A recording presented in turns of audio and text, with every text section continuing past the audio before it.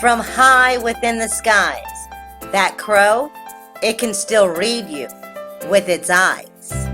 So tell me, are you ready? Can you see those messages when it is time and they come to be for all of the animals? They know more than we. Getting familiar has now become a necessity.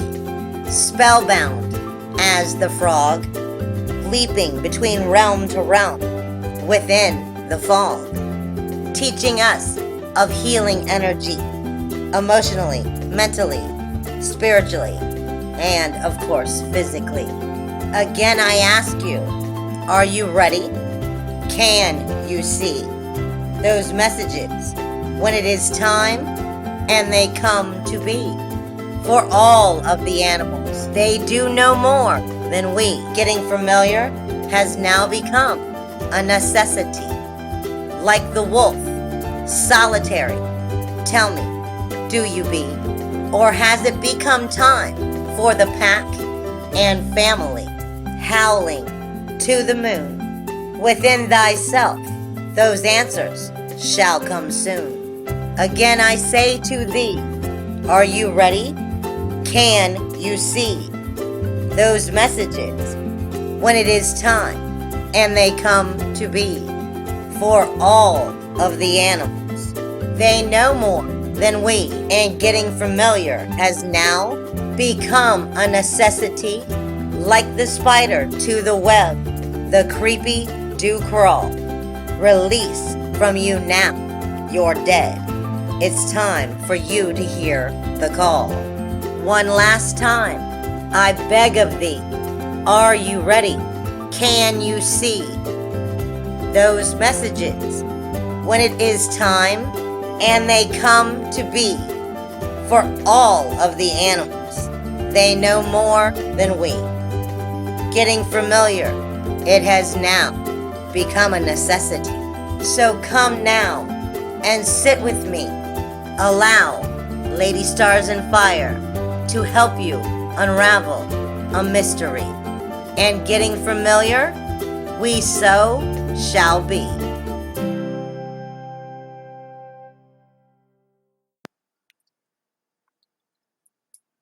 Hey everybody, good evening. This is Getting Familiar, and I am Lady Stars and Fire. I hope you're having a wonderful evening, and thanks as always for tuning in and hanging out with me tonight. Now I'm so excited because I got thinking after doing last week's show. Now last week, if you wasn't listening, shame on you. That's all right. I'm just kidding. But anyway, last week I was doing a show on the goddess Isis. I was just feeling drawn, like I had to. I just had to do a show on the goddess Isis from Egypt. Now personally, I am very drawn. I'm very drawn to the whole Egypt thing. And I've always been drawn to Isis. So I wasn't all too surprised when I just felt that I had to make that show. But after it is when I finally got the clue what it is here that I was supposed to be doing. And that's because for the next few shows, you're going to start to notice a pattern. Because personally, what I feel I'm being told to do is to go over and do shows of deities known for health and healing and intertwine it with their animal medicine. And I'm just so excited about this because there are so very many that we need to go over through so many different cultures and just spiritual beliefs in general. But I'm going to start off with Egypt because we already did Isis. But before I do that, let me back up for just a second. Because if there is some new listeners out there who's never heard the show before, I'm just going to fill you in real fast on what the show here is about. Because I say every week, on this show I pretty much go over anything that is spiritual and animal related. From spirit guides, power animals, familiars, animal medicine, animal magic, anything that is spiritual and animal related. From journeying, meditation, as well as into our physical life. And that's why I'm so excited. Because anybody who knows anything about me or has heard this show knows I'm all about our own spiritual healing, our spiritual growth, and that I love the animals. And that once we know how to connect it, it's like the easiest spiritual connection ever. And there's so much spiritual guidance and learning there, period. Because all of the animals on Earth, they have so very much to teach us. So mixing the show up with health and healing deities, I'm just so excited. But like I said, I'm going to start this off with Egypt. And I'm starting with the goddess Sekhmet. Now, for anybody who's Egyptian, I deeply apologize if I am getting these names wrong, if I'm pronouncing them very poorly and butchering them. Again, I am sorry. Please forgive me. However, the goddess Sekhmet is actually known as the goddess of war. However, she is a known healer. Just like Bast, she is shown with the head of a lioness, with the sun above her and the body of a woman. And Sekhmet is the 12th sign of the Egyptian horoscope. And these dates would be July 29th through August 11th, and then again from October 30th to November 7th. So again, these would be the dates falling into the Egyptian horoscope of being born under the goddess Sekhmet. And important words tying to the goddess is clever, leader, and authority. For those under her horoscope, on one side, very disciplined and strict, but on the other side, they are free and love to just go with the flow without any restrictions. And the thing is, these people can be either of these two at any time, often making other people feel as if they are dealing with two separate people. However, they tend to have very short, unpredictable tempers, for they can be argumentative and impatient, as well as their ego can be out of control. Now again, this is just for the Egyptian zodiac sign.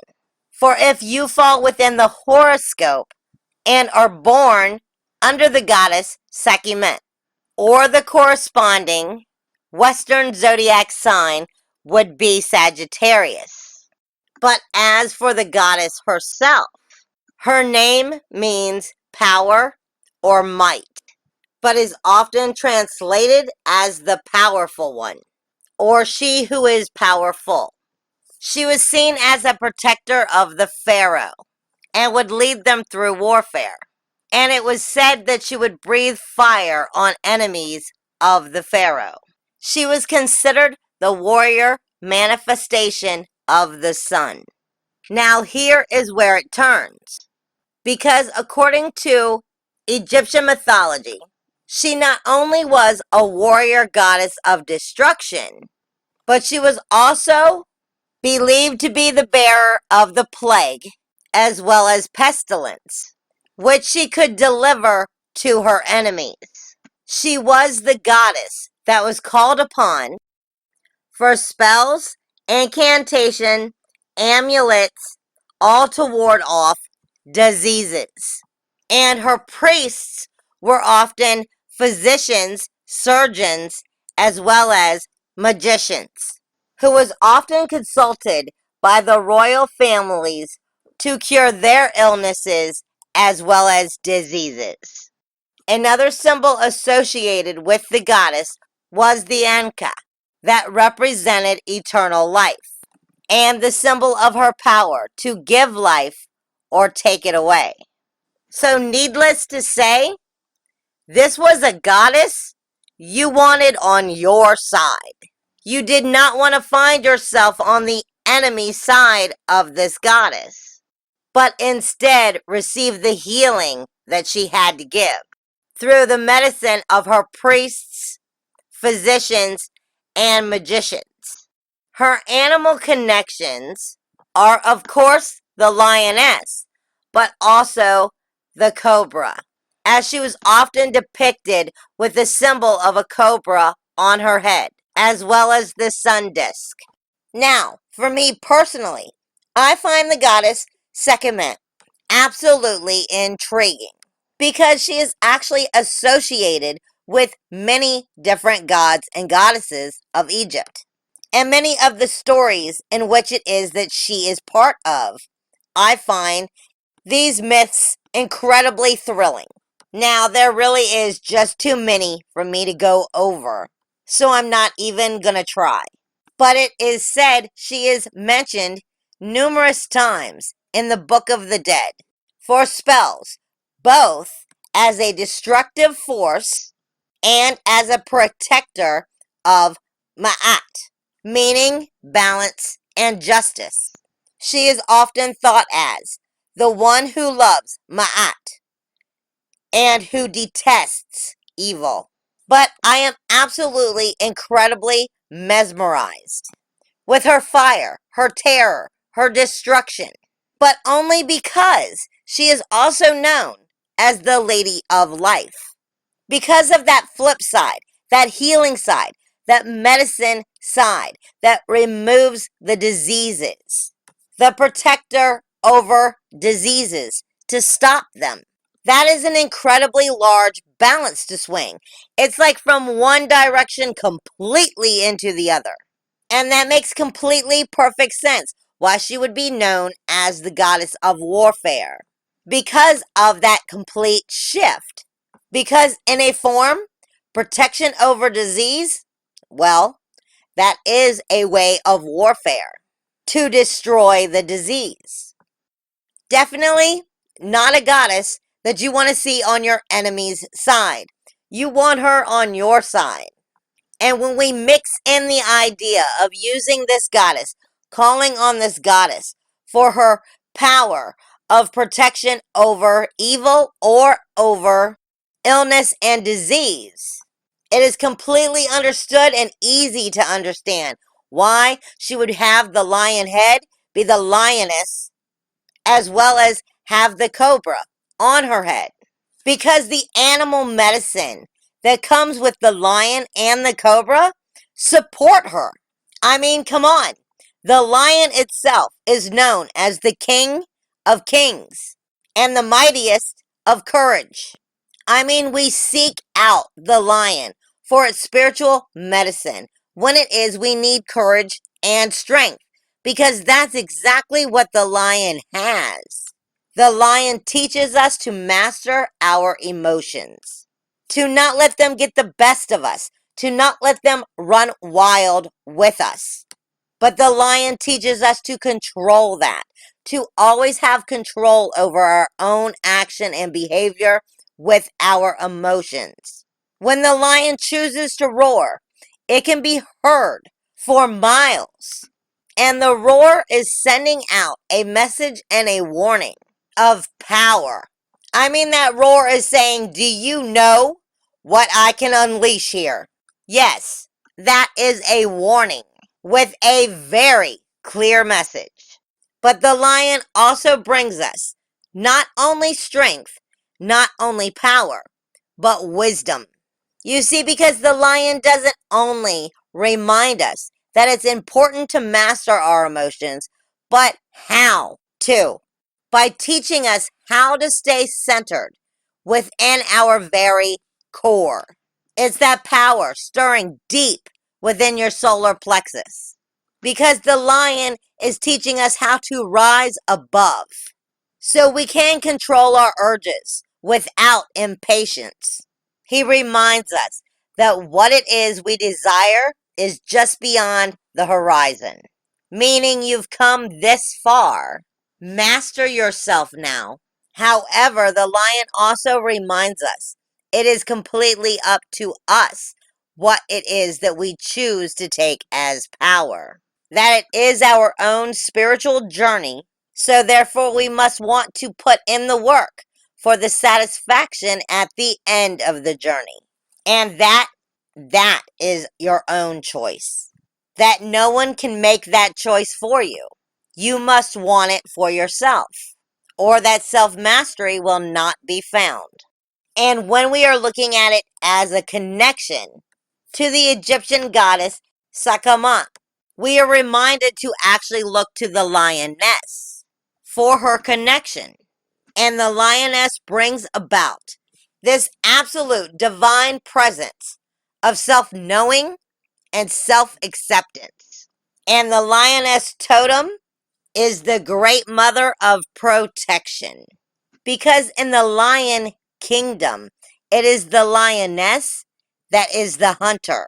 Yes, it is the lioness and her sisters, in which who hunt for the pride. However, she does also reflect the same message as the lion itself: patience. Because she reminds us a great hunter must learn the art of patience. Now, let's face it, us as human beings, we suck at trying to learn patience. We may have areas that we do it well, but we still suck at it. None of us ever want to be patient. We want what we want, and we want it right now. We don't want to work through the parts of the goals to get to the goal. We just want to get to the goal. We want to see our results or action. However, this is exactly what the lion and the lioness is teaching us: patience, the art and the skill of it. For in truth, any goal you are trying to achieve is a form of hunting. It is the hunt, the making it so, making it our own, and taking it for our own. The lion teaches us how to do this through patience. Because together, the lion and the lioness brings us messages, learning, and knowledge of our own nobility, our own value, our own bravery. To find what it is that is our true power, our true seeking, meaning and purpose within our life. Our truth, baby. The lion teaches us to be the king among the kings, as well as the queen among the queens. And in many religions, many cultures, the lion is a warrior. So we are often reminded of the warrior spirit within ourselves. And this would be the same when connecting it to the goddess Sekhmet. Now, in truth, normally I would go over what the next animal would be, but I'm not going to. Not today. And the only reason for that is because I believe the last 2 shows I've done have all had snakes show up in them.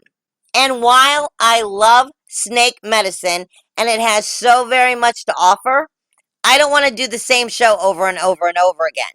So by all means, if you are feeling the need for any reason to look up what snake medicine is, or even medicine of cobra for snake medicine, please do go Google it, because there may be something very important there for you. I just don't want to put the same animal on the show 3 weeks in a row. But again, the cobra and the snake have very important medicine. And that medicine is very helpful for deep inward soul healing, as well as knowledge for the empath and letting go of past. But I have other Egyptian gods and goddesses to go over today, starting next with Heka, or maybe known as Hike, who was known for the defecation of magic, and through which it was believed could gain powerful protection and healing support. The thing here is, all religions, all religious backgrounds, in some form, they have their magical aspects. And in ancient religions, such as Egyptian, according to which all creation was animated at least to some extent, and in Egyptian, perhaps more than others. So the thing is, Heka could mean several things to many different people.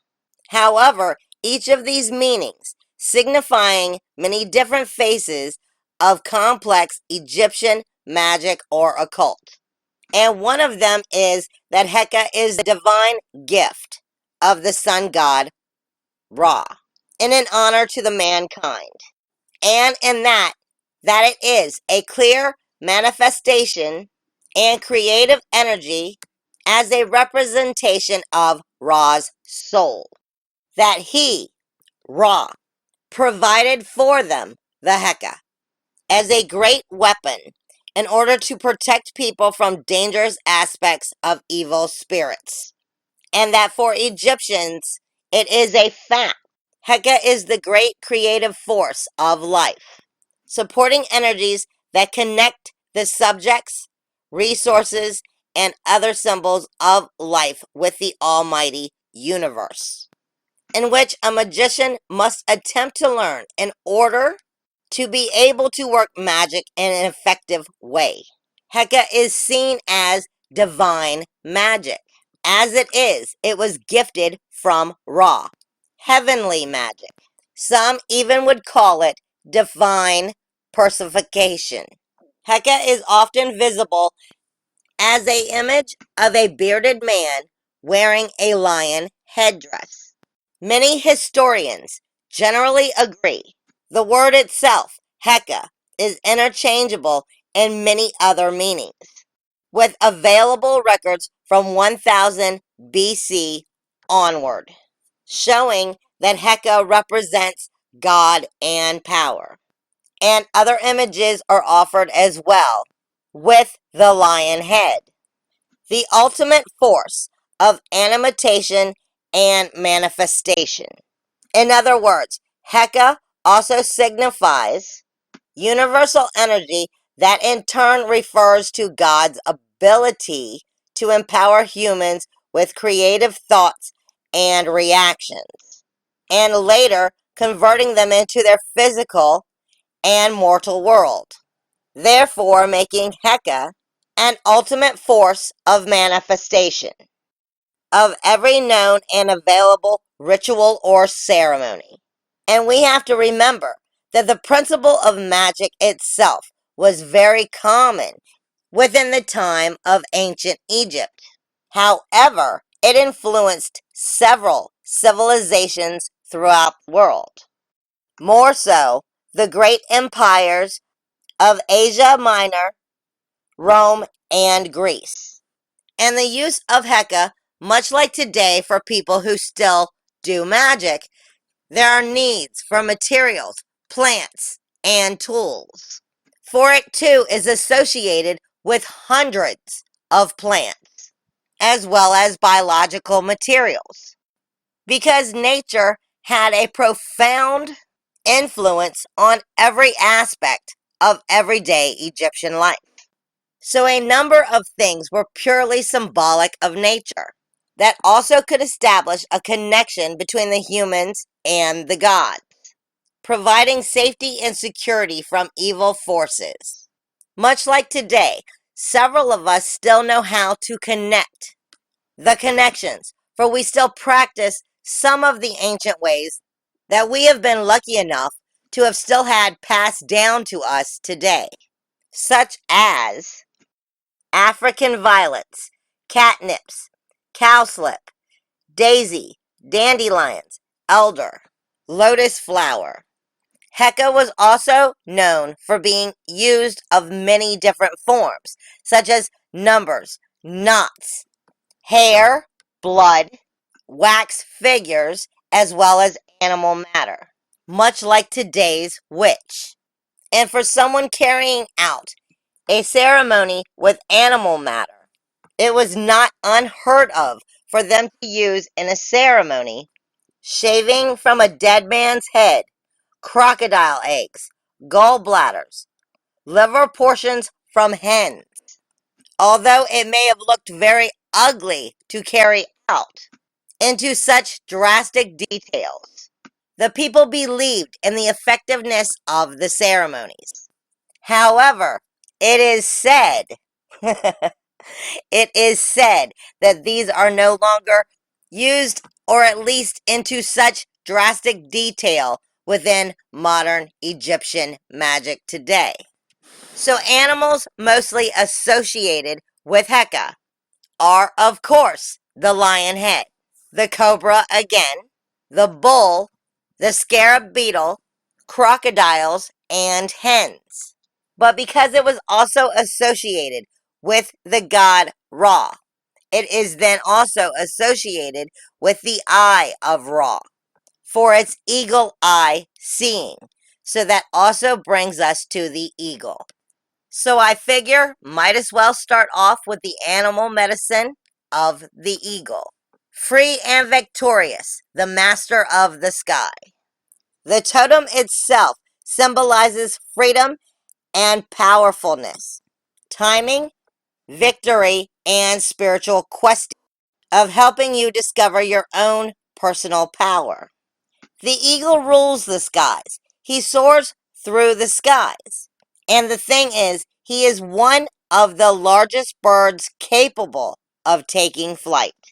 He flies furiously fast and gliding in the drifts of the heat pockets of the airstreams, teaching us to conserve our energy, to ultimately use our energies for the greatest of good, by teaching us to be swift and use our focus for the maximum of results, teaching us when it is we need to coast and when it is we should be accelerating.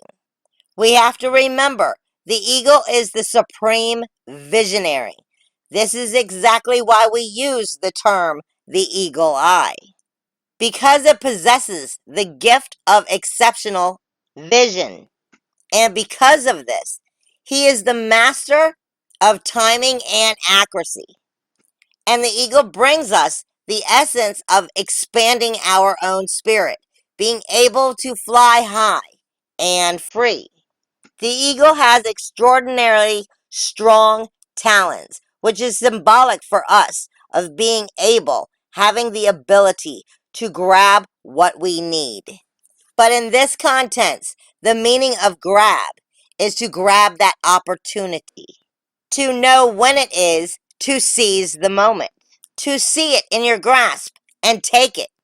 The eagle is also known to be a great fisherman. This not only speaks to us of hunting, but also of knowing when to dip into our own worlds and when to dip into others. When it is to stretch the realms, and how far between.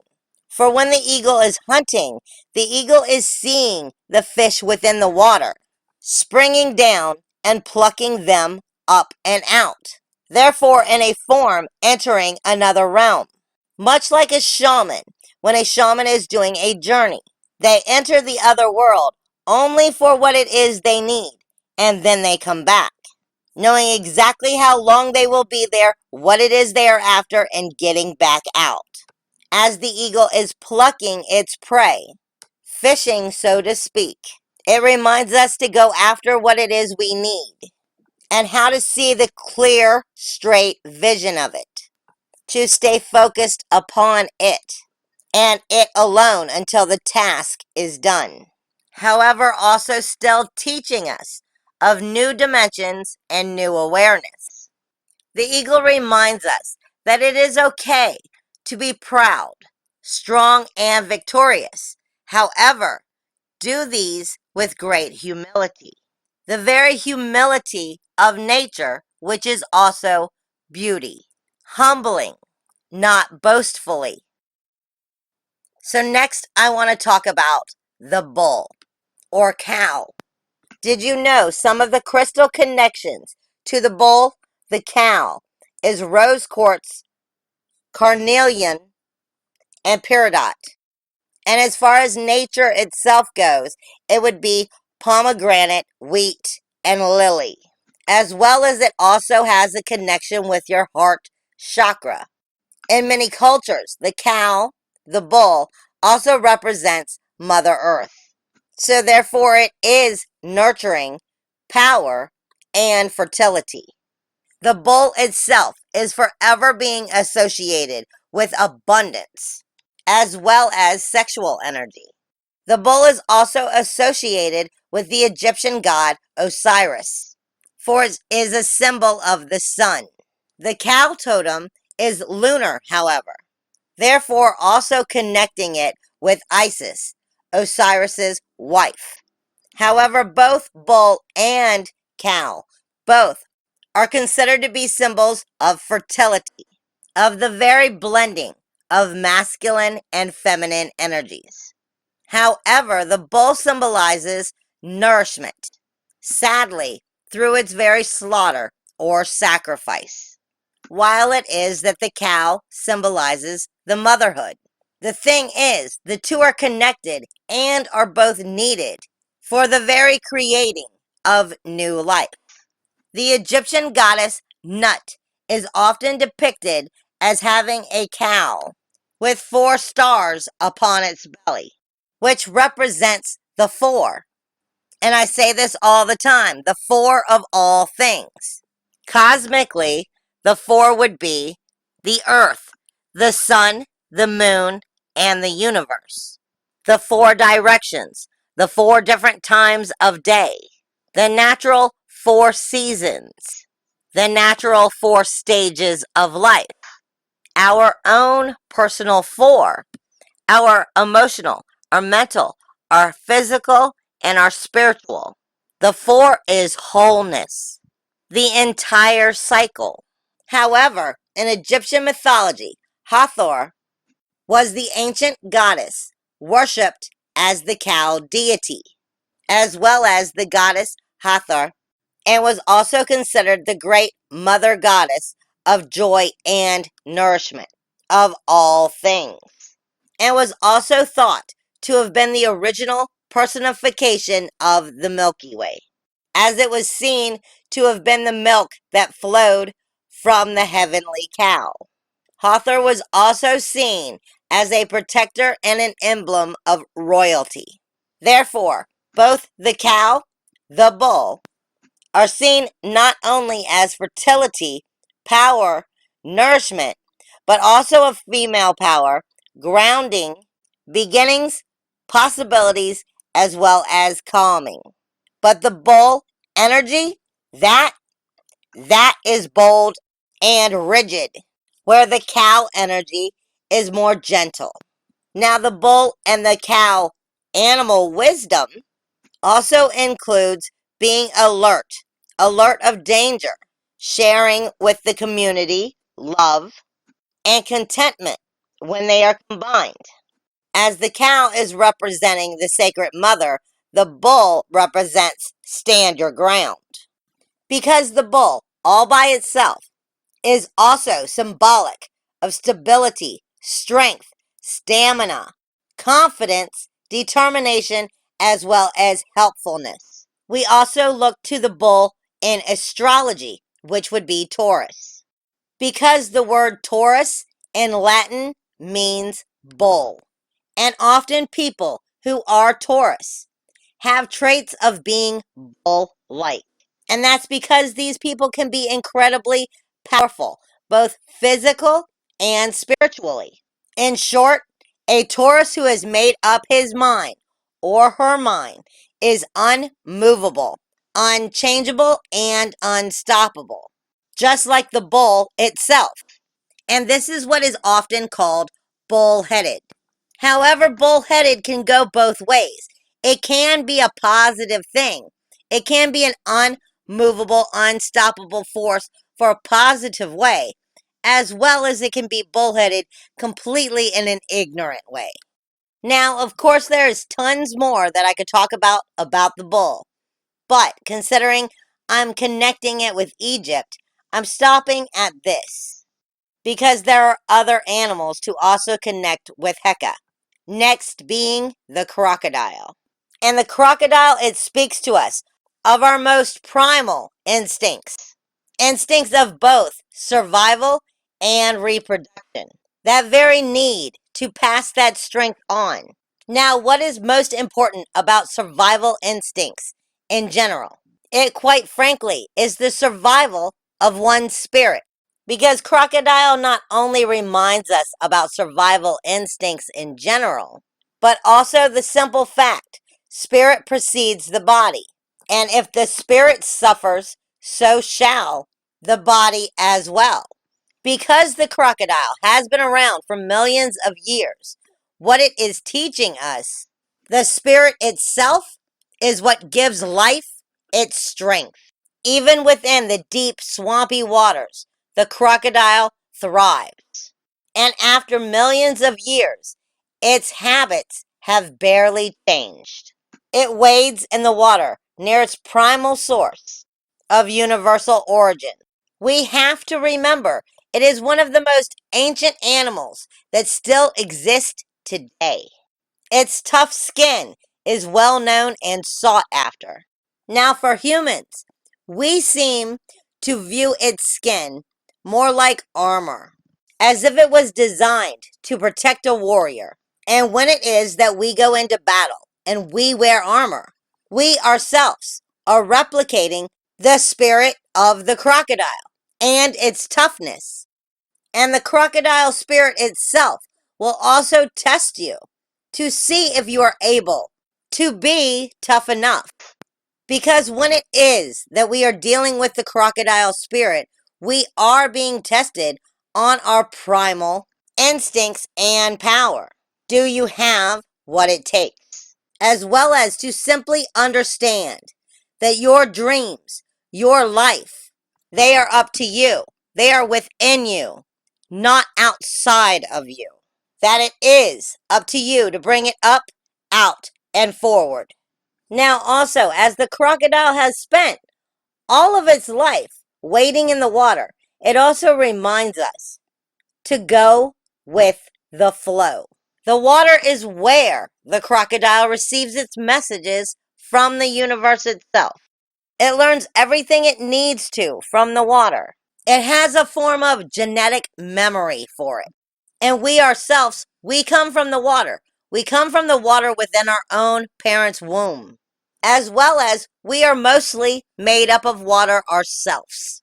So the crocodile is also teaching us to remember the knowledge that is contained within our own waters, to flow within them. That also our emotions are exactly that, a never-ending sense of flowing emotions. They change and move within us for various reasons that we often do not understand. This is part of that knowledge that the crocodile is trying to bring to us.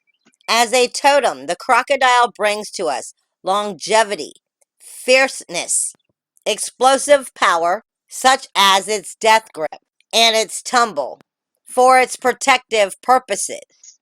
However, the crocodile also reminds us, waste not, want not, because they do not feed for sport. They are actually in harmony with its own surroundings, as well as they respect other life. They are actually considered the keepers of ancient knowledge. They remind us to look to new opportunities, to ingest the new knowledge and wisdom, that it is a beginning point. However, do not gorge and consume more than you are able to let your body digest, or even your mind at one time, but to go with the flow about it, and to allow your digestive system to do its job. Rather, it is about food you have consumed or the knowledge you have consumed. Either way, there is always a digestion process. And that process cannot be speeded up. It cannot be changed. So in the between, go with the flow and allow your spirit to be free. Now, actually, we still have two more animals. And I'm not sure if I can fit them both in, but I'm going to try. And the two last animals that are connecting with Heka, at least the most known that I am finding in my research, the last two would be the hen and the scarab beetle. But I'm going to start off with the scarab beetle. Associations to the scarab beetle are staying on track, divine wisdom, persistence, understanding of reason, renewal of life, power of the sun, life principles, guiding of soul to the cosmos, integrity, taking responsibility, transformation, creativity, consciousness, as well as it is known as the Egyptian symbol of eternity. It is a metaphysical and a mythological symbol known throughout ancient Egypt. And it holds great meanings of significance, opening one up to an entirely different atmosphere, to all the elements and the mysteries of the cosmos themselves, because they are teaching us about the elements and the creative forces. Often it is that the beetle shows up when one is at a crossroads. When you have a choice to make, you don't know what to do. You can stay on the direction you are on and stay the same, or completely take a new direction. Rather, it is that it's a goal we are working on. It is something within our physical world or our thinking in general. This often is when the beetle shows up. The scarab beetle is known as a messenger from eternity itself, reminding you that fate and destiny are always at work, that our destiny is considered to be made up from what it is the choices we have made, while fate itself is woven in by the reactions and events of those circumstances themselves, that it is always calculating and changing as we are within our own lives. Somewhat like time, it never stops. The scarab reminds us that there can be magic for us by looking beyond the ordinary, as well as what it is we know as traditional, but by unlocking the magic hidden within. The scarab is often reminding us it is a quest of freedom, of our own spirit, of setting ourselves free, and the very experience of something greater than ourselves. And Scarab often challenges us to be creative in an entirely new way, with unique expressions, using your gifts, your own personal talents, to be the medium of the very expression, to be the calm within the storm. Often, the beetle also brings us the fact that it is a calling from spirit to use unlimited imagination, tapping into the creative intelligence of the elements and the universe. Often, once the beetle has entered our life, we are being asked to make choices and changes that may not necessarily comply with being true to yourself at the time, but to evaluate the situation within its entirety and find the compromise so that you can maintain your own personal integrity as well as your beliefs. Because often the influences that are surrounding you at that time are not your own, but of family, and an ongoing resolve is needed. Because it is often a situation that needs your participation, even though you are part of the circumstance itself. This is about finding a way to remove yourself from the drama, but to become a harbor of sanity within the midst of the insanity. To see the beetle in a dream symbolizes your ability for adaptability as well as to survive, as well as change. Know that you are on the right path.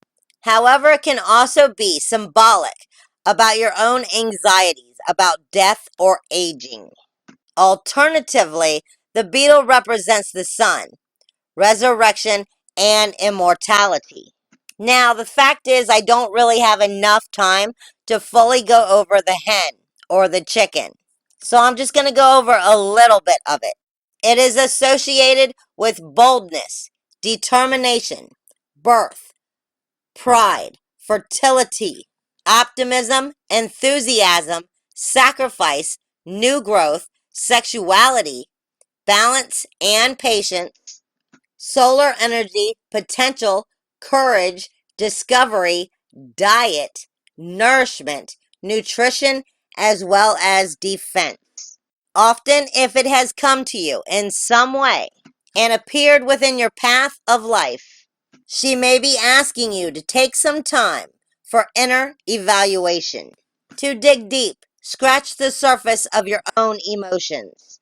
Are you actually responding to circumstances around you from your heart? Or has your head taken control and is letting things spiral out of control because your head is ruling you and not your heart? Take a step back from everything.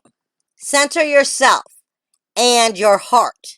Then reapproach the situation coming from your own spirit. Because you may find that you are too bold in your approach within life to the situation. Remember, you have the courage to accomplish anything that you set your mind to, and that you do know how to have balance, patience, and action at the same time. Take solitude to discover the truth. And like I said, I didn't have enough time to go over everything else today. However, I still hope you enjoyed hanging out with me this hour. But my time is up, darlings. So as always, from now until then, take good care of you and use you wisely. Hugs and kisses in the wind, everyone. This is Lady Stars on Fire, and this has been Getting Familiar. Blessed be everyone.